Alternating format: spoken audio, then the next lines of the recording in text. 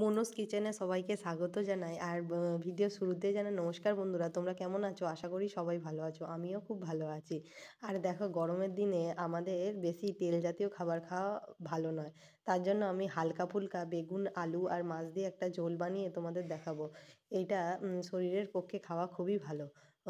আর গরমের দিনে বেশ মজা করে ভাত মেখে খাওয়া যায়, ভাত দিয়ে মেখে খাওয়া যায়। তো সেটা দেখো, আমি বানানোর জন্য একটা বেগুন নিয়ে নিয়েছি, নিয়ে একটু বড় বড় করে লম্বা লম্বা করে কেটে নিলাম।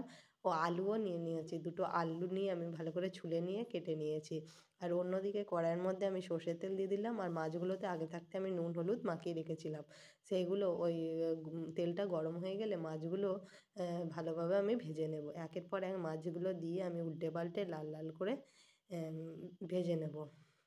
আর ভিডিওটি তোমাদের যদি ভালো লাগে অবশ্যই লাইক, কমেন্ট ও শেয়ার করো। আর চ্যানেলটিকে সাবস্ক্রাইব করে দিও।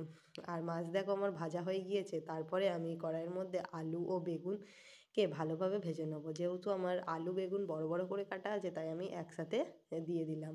দিয়ে অল্প নুন দিয়ে দিলাম।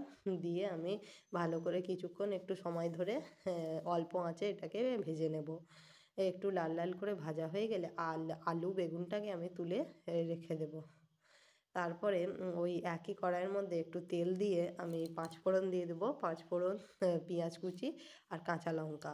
আর আমি এখানে শুকনো লঙ্কা বা গুঁড়ো লঙ্কার ব্যবহার আমি এখানে করিনি।